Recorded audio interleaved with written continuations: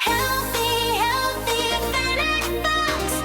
Leaning on the Lord and anchored to the rock. Gotta stay strong, gotta stay smart. It's the end of the world, so do your part. Healthy, healthy, Fennec Fox. We're shining bright and thinking outside the box. Gotta stay lean, gotta stay quick. Those Templar cyborgs are pretty slick. Healthy, healthy, Fennec Fox. It's the end of the world, so do your part. Gotta stay strong, gotta stay smart. Healthy, healthy, Fennec Fox.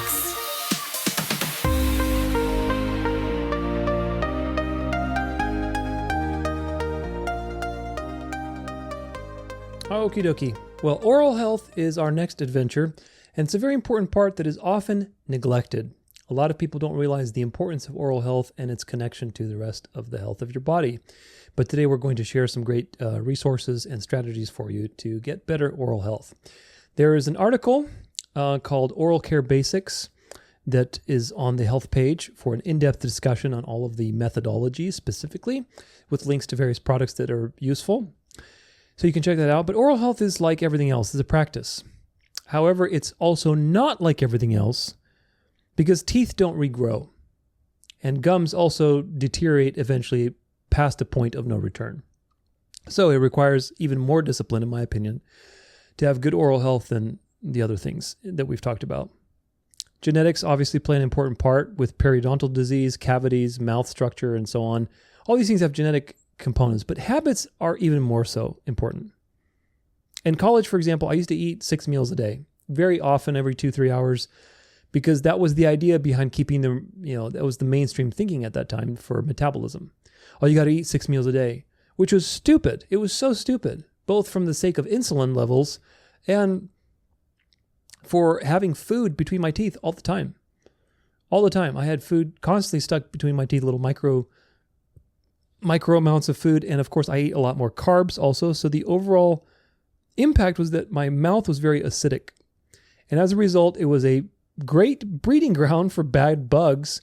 And I had lots of gum line cavities, meaning cavities right at the gum line. And these were worked on. I had 15 different cavity, appointments or whatever else, a lot of them.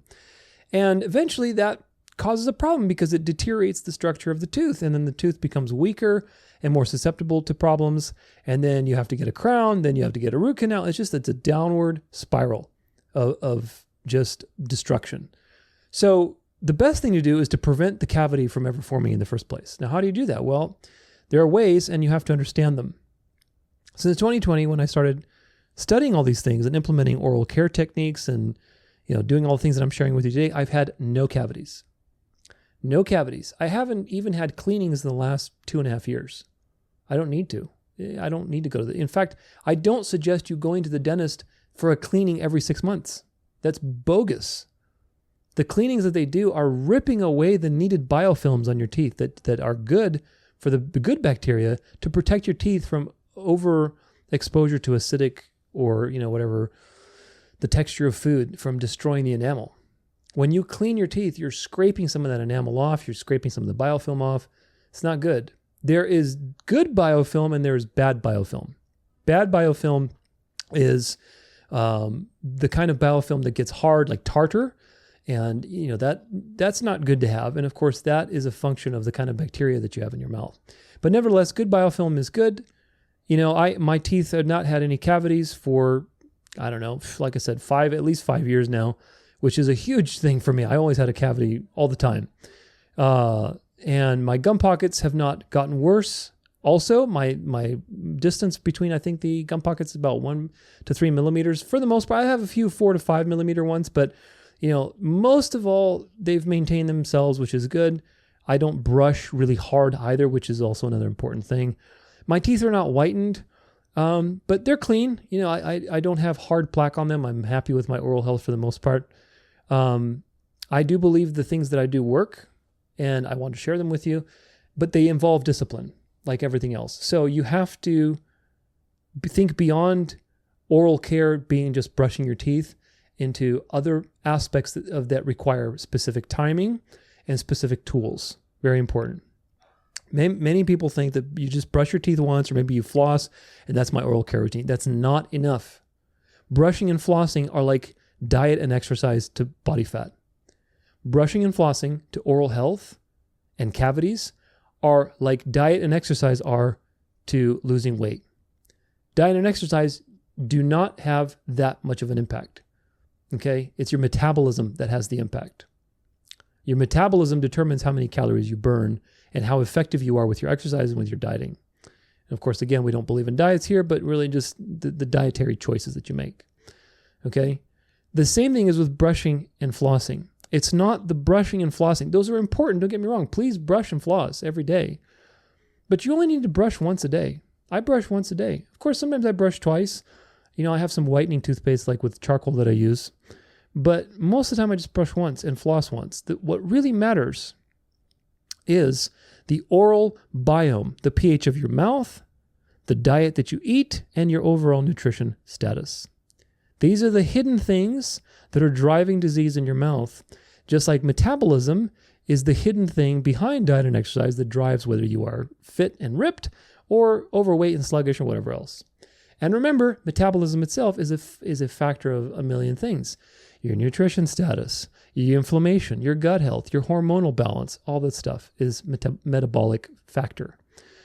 So on the health page, I have an interview with Dr. Karush. I went over that with you earlier. He's a famous dentist. I don't know where he is now, but he was in California. He was like a Hollywood dentist. And he was doing a lot of like really high level dentistry, but he talks about his experience in Italy where there were no cavities of these people because of their diet. And so the thing that he found, which is true, which is that the acidic level, the pH of your mouth determines what kind of bugs live there. So let's talk about the importance of pH. pH is the measure of hydrogen, and basically it measures the chemical activity of anything, right? So if something is acid or alkaline, it will have a different pH number. If it's a lower pH, it's acidic. If it's a higher pH, it's alkaline. And obviously, whether it's acidic or alkaline determines the kind of chemical reactions that it can have or thing that can happen in that environment. Everything in the body has to have a particular pH. Your blood has a very specific pH, close to neutral. If your blood was like 6, you would die instantly. So the pH scale is logarithmic, so a change of 1/10 is exponentially less than a change of 1 point. But anyway, the point is pH is a very sensitive thing. Your colon has to have a pH. Your small intestine has to have a pH, a little more alkaline than the colon. The colon can be, I think, a little more acidic. So those pHs determine the kind of bugs that grow there. Okay? If it's supposed to be more alkaline, but it's actually a lot more acidic than it's supposed to be, then you're going to get the bad bugs that proliferate in the acidic environment. If it's supposed to be acidic, but it's alkaline, well, then you're not going to get the things that are supposed to grow there in the acidic environment. So the same thing is with your mouth. Most people have too acidic of a mouth. What does that mean? Well, between your things that you eat, how nutritionally, basically replete are you with minerals, your mouth is very acidic. And because of that, the bad bugs that thrive in that environment will proliferate and deteriorate your gums and your enamel and create cavities and gum disease and everything else. This is why you can brush and floss all day and it's not going to make a difference. So these are things that you need to work on. And if you have regular cavities and things like that, it's a sign that your oral pH and your oral microbiome is off. So there are many things you can do to maintain oral pH and oral microbiome, and we'll cover them today. But you have to understand that oral pH should be close to 7, neutral, as close to 7 as possible. How do you measure that? Well, you get something called a p-hydrion strip. You can get them on Amazon. They're just a little roll of specialized pH paper. You just rip a little piece of it. It looks like tape, but it's not sticky. It's just a little roll. In the morning, first thing, before you take a sip of water, before anything else, you collect some saliva. You put it on the tip of your tongue, and you look at the color of this thing that turns. Ideally, the darker blue, the better. Of course, it's going to give you a color guide there, which is very sensitive. But if you're in the light green and the yellows, that's really bad. If your pH is like 5 or 6, you're going to have cavities. If your pH is 6.6, 6.7, 7 even, close to neutral, you're doing great. It is chemically impossible for those bad bugs to proliferate in your mouth. And that's how you win the game. You have to create a situation where your mouth is more alkaline. So how do you do that? What are the strategies that you can do? Well, here's a few. And again, you can read the article to get a little more information on it in detail, but try to implement these as much as you can. First one is rinsing your mouth out after an acidic meal. If you have an acidic meal that's very acidic, or in general, just after a meal, go rinse your mouth out with water. Just rinse, blow back and forth and then spit it out. 2, get out the additional food that's in there between your teeth, and to restore the pH, because water is neutral. And if you have like really heavy water, like we do tap water, then it's even more alkaline. Now, that tap water also comes with lead and all kinds of crap in it. So I guess, pick your poison. But nevertheless, rinsing with water will help a lot. Don't brush your teeth after you eat. So if you eat, wait at least 30 to 45 minutes to brush your teeth so that the enamel can basically readapt. Otherwise, you're going to damage your enamel. Get on your nutrition program with magnesium, boron, vitamin D, K, and A. All of these are needed for healthy bones and for managing calcium into your bones and your teeth. I don't really recommend calcium to people for a nutrition plan. Sometimes it can be useful, especially if you're a premenopausal woman or postmenopausal, or you have osteoarthritis or whatever else. Yes, but really the issue is managing the calcium, because calcium is very plentiful in the diet. Unless you're not eating dairy, then okay, take some calcium. But it's more important to have magnesium, boron, vitamin D, A, K. These together help build strong bones and teeth. And if you're not taking these, then you could take all the calcium in the world. It's only going to cause you problems. So you have to have these in therapeutic amounts every day. Another one is chewing xylitol gum. I have this right by my desk. This is pure, and it's just xylitol gum. It's just like a little gum that you can chew. And once you chew it, the first time you chew it, don't swallow the fluid that's made between your saliva and the xylitol. Use that first chew and swish it around. Swish it around for like, a minute to get that xylitol coating all over your teeth. Now, why is that important? Xylitol mimics sugar.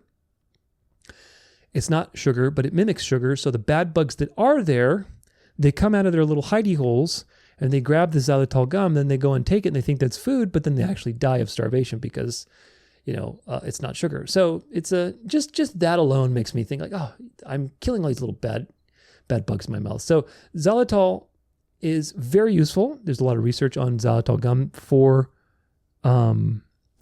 dental health. I do that in the morning instead of brushing my teeth, because you don't need to brush your teeth in the morning. Why don't you need to brush your teeth in the morning? Good question. Well, if you brush your teeth at night, unless you're eating something and you're waking up and eating or something, then you don't need to brush your teeth in the morning. You don't. You need to rinse your mouth out after you eat and you chew some gum.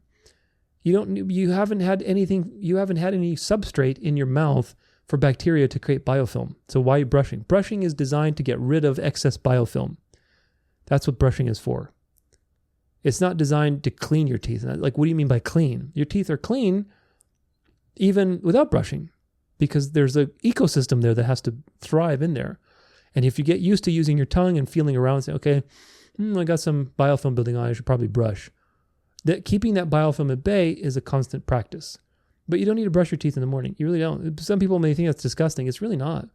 If you're cleaning your tongue, which is another thing on here, which I was just about to say, is cleaning your tongue at night with a steel tongue cleaner. I might get those for the store. I haven't gotten those yet, but I might get those and sell them. They're really good. They're from Oral Wellness. These little metal tongue cleaners, you can just scrape the tongue and clean it. And that is a great tool because most bacteria lives on your tongue. When you're brushing your teeth and you're brushing away and that's horrible because you're chewing away at your gums, number one. But bacteria don't really live on your teeth. They live on your tongue. They proliferate around your gums and your teeth, but the home base is the tongue. So you need to scrape that tongue every night, because every time you eat, there's a little bit of food that gets left on your tongue. And that food just piles up into this giant little trash pile, and it becomes a little kingdom, little bacteria kingdom, with its own little stories and fairy tales and, all kinds of little stories we like to imagine. But it's a little kingdom, and you got to get rid of that kingdom. You have to cause a tidal wave and get rid of that kingdom. Otherwise, it's going to grow and make your mouth very acidic and change the microbiome of your mouth. So cleaning your tongue is very important. If you're doing that and brushing at night and flossing, you don't need to brush your teeth in the morning. You need to brush your teeth maybe in the late afternoon after you eat breakfast and lunch. But even then, it depends on your oral microbiome. If you have constant, really heavy biofilm, then yeah, I would brush your teeth twice a day. But that's different for everybody. You can also use special oils, like essential oils that are specialized for oral care, which I will be selling in the store. Check those out. It's called Heal Thy Mouth Blend or Healthy Mouth Blend. They're made from all kinds of really great oil, like cinnamon oil, those kinds of things that are very antimicrobial, but also help to balance the oral microbiome and to affect biofilms and stuff. It's a great thing. You can just put a few drops on your toothbrush or on the bottom of your lip, and then swish it around use your tongue, swish it around on your teeth, and then use a remineralizing powder, which I also will be selling in the store, so check that out. It's basically a powder that's made from grass-fed cow bones that are biomimetic for the teeth. And they're much better than nanohydroxyapatite. Please do not use nanohydroxyapatite because these particles are very small. The research is not definitive on these. We don't know if these things can go into the blood, cross the blood-brain barrier. They could be causing way more problems than their advertising benefits for. So do not use nanohydroxyapatite. The mineralizing powder that I'm going to offer in the store that's available at the time of this video is going to be launched. You'll be able to buy it. Is made from cow bones, okay? It's organic. It's a natural component. You could probably eat it and swallow it and get calcium from that. So, it tastes like minty fresh, so I don't know if you want to eat it, but it's food. It's a food product. So that's really useful along with the oil. So you get a little bit of the powder, you get some oils, you brush, you swish around, but you brush very lightly. Use a bass brush. If you don't know what a bass brush is, read the article. It's a bass technique. It's a technique of brushing, but it's very light and you don't need that many bristles because you're just trying to get the food out of there and disrupt the biofilms. And as long as you're using these oils and the remineralizing powder, your teeth are going to be super clean. Super clean. They're naturally white. And also you're building the enamel back as much as possible. I have had really poor choices in the first 10, 15 years of my adulthood with my teeth. And because of that, I have tooth sensitivity. I have all kinds of things. Now, my teeth have been much better than they have ever with all these practices. But of course, I haven't regrown my teeth. I'm still dealing with something that's patched up. And of course, even now, I told you I have to get an extraction pretty soon of this tooth on the bottom. The nerve is dying, so it's got this pulsating pain that comes and goes. And that's not something I can control. The healthy habits that I'm telling you here, that can't control whether a crown starts getting dysfunctional or not, right? So the best medicine is preventive medicine, it's prevention, especially with your gums and teeth. So all that stuff is good. Two more things that are very good is the first one is a LED device. Now on that article on the website, Oral Care Basics, there's a video of me using this little gadget. And if you're listening, this is called the DPL Oral Care Red Light Device. It's got red and blue light, and it's got infrared light as well. So what you do is you stick it in your mouth and you hold it like that. You put it in your mouth for 10 minutes. It's got a little blinker here. It goes off. Now, the problem is this, though.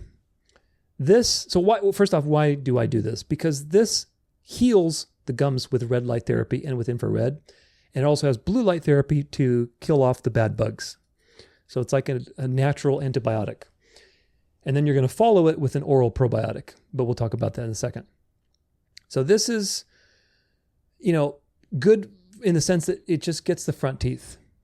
I'm very anal and I like to optimize everything. So because there's no way to get the inside teeth, right? The inside teeth, inside of your mouth or the back teeth, you have to do a little improvising. And it's, not super comfortable, but you can get the results. So what I do is I turn it on and I slide, if you're listening to this, I'm going to try to describe this in an effective way. This thing is like a U shape, right? It's a mouthpiece. It's like a mouth guard with a little switch on it at the end. I'm going to take this thing and put it in my mouth, but push my cheek to the side so that the U of the machine, or the little whatever red light therapy device, is covering or embracing the row of teeth in the back. So if I have a row on my right side, I'm going to take this thing, put it in my mouth, shove the right cheek out so that both of the little prongs of this machine can go on one side of my mouth. That way they can get the upper and the lower and the inside and the outside at the same time. For example, I'm going to show it on camera so you can see.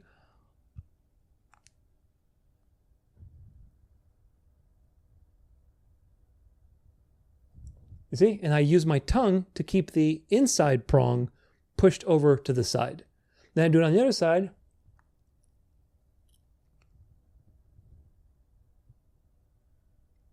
Like so.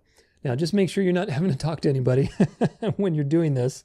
It's not the most comfortable thing. You might get some drool. So time this in such a way that while you're doing it, you're looking up, you're doing something, maybe you're looking upwards, you're not looking down because spit's going to come out your mouth because your mouth is open. But that is a way to get your entire mouth.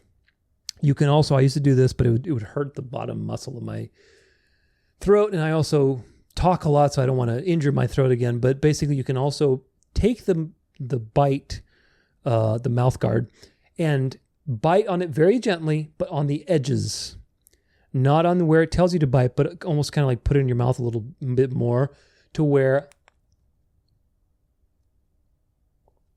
you see, I put my teeth on the bottom and top, and I tuck my tongue back so that the light can hit the inside of the mouth. So you have to be creative with some of these things. There's another one like this. This is the most affordable one. I think they're like $100. And there's another one called by Nova Labs, NOVAA, Novacare, Nova Labs.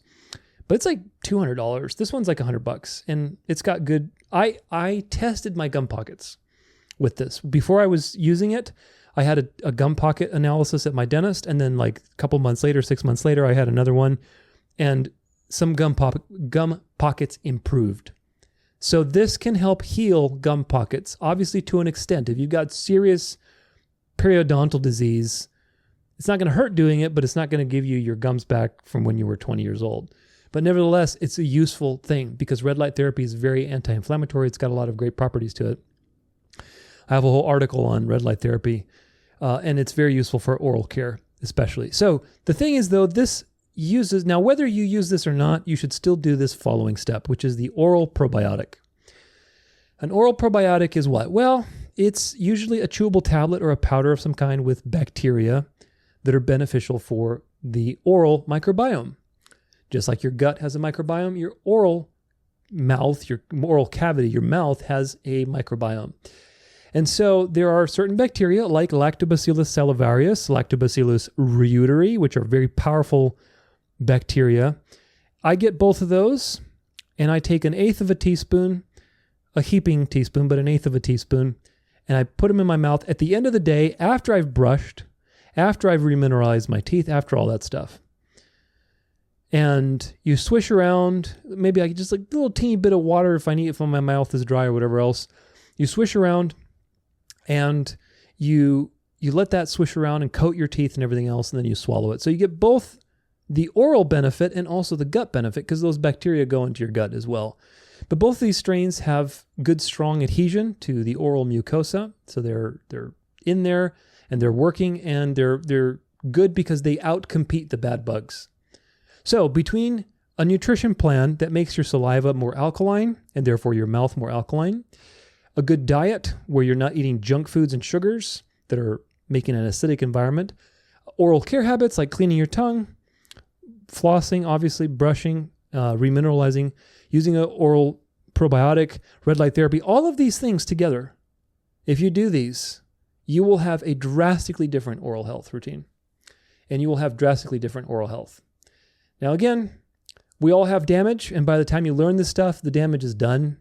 Maybe you have some root canals. I have an article on root canals. Everybody's different with root canals. I personally don't like them. I don't care for them. I'm not saying that's you, but in some cases, it may not be a good thing to have a root canal.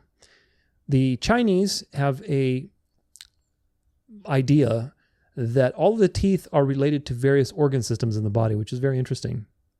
So when you have an infection, certainly if you have an infection in a tooth, it's not good because the capillaries there are linked to your bloodstream. So those bacteria can leak into your bloodstream, and then you could have serious problems, either septic problems or they can infect your heart or whatever else. It's very, very bad.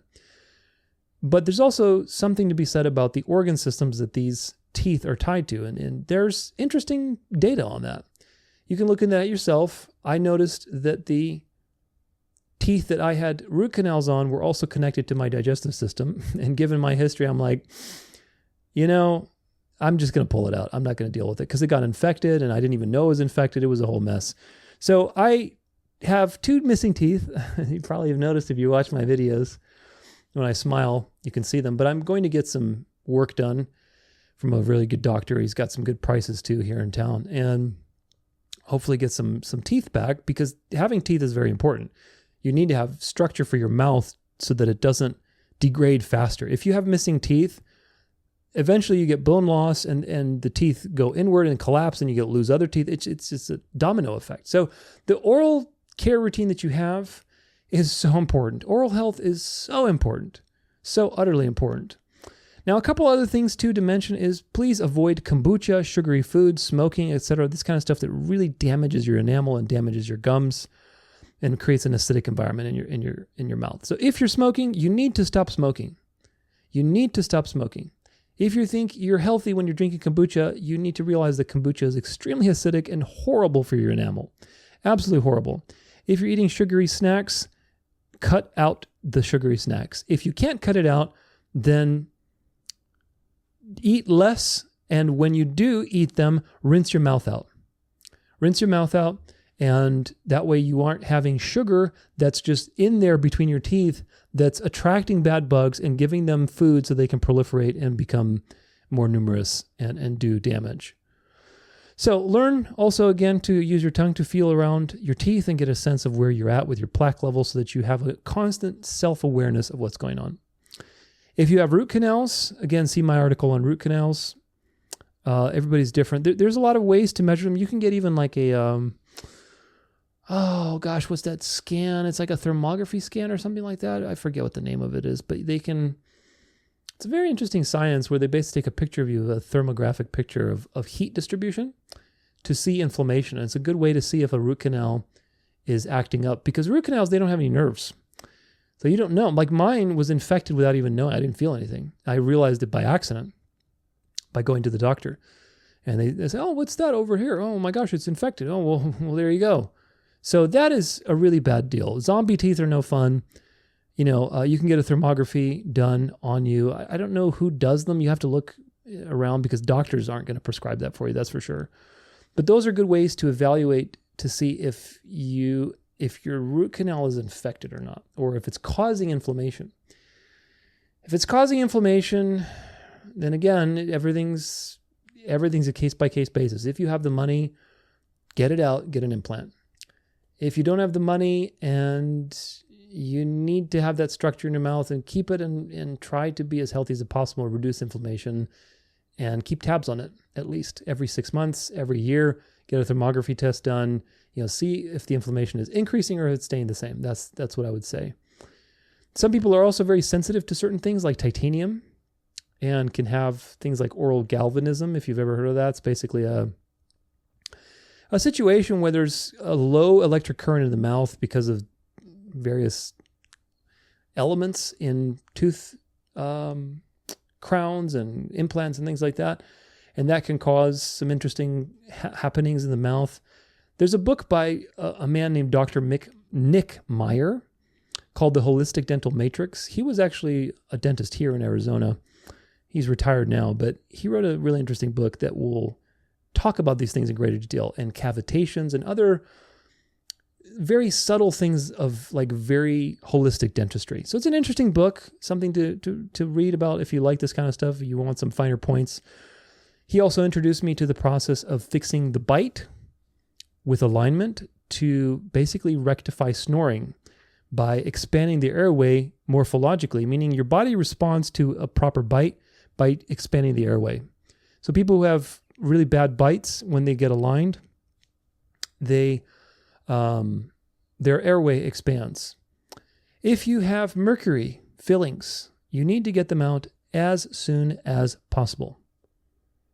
This is a serious issue, and it's leaching mercury into your body. So you have to understand that mercury is a poison. It is a very bad poison. And mercury fillings were one of the dumbest things that we've ever done in dentistry. So that's old school. They don't do that anymore. But if you have those, you need to get rid of them and get some new fillings ASAP. If you want to whiten naturally, you can use some charcoal toothpaste. The Shine Remineralizing Powder also helps quite a bit too. Again, avoid nanohydroxyapatite. In fact, in Europe, I think they have rules against it. But we don't have research on these things. These little nanoparticles are super small, which means that they could possibly get into the blood and cross the blood-brain barrier and accumulate. And you don't want to deal with that. There's no science. There's no regulation on any of this stuff that comes out. Oh, we got this new thing. Oh, well, what does the science say about it? Do we have studies? Is it better than the old thing?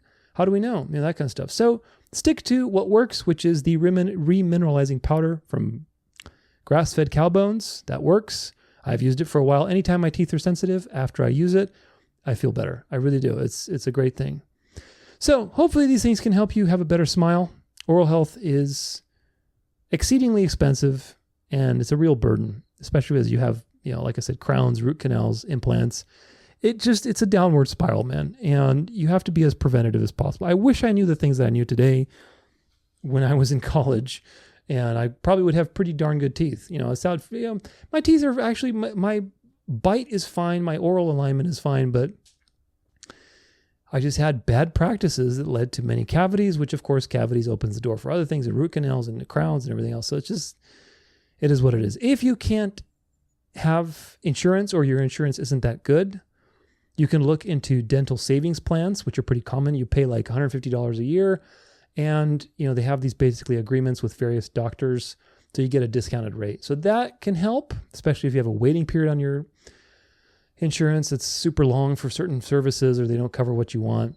I thank God for my teeth all the time. I really do, because I've had a lot of problems with my teeth. My parents both have had a lot of problems with their teeth, but my mom's like, oh, it's all genetic. I'm like, no, it's not. You didn't really take care of your teeth. You had really acidic mouth. Your diet was very poor. She's diabetic. So of course, that would mean that you have bad teeth too, because your diet affects how your teeth, develop, right? If you have a lot of carbohydrates and you're not rinsing out after, your meals, and you're not employing these things that I'm talking about today, you will have an acidic mouth. An acidic mouth means you're going to have constant problems, constant cavities, periodontal problems, all sorts of issues.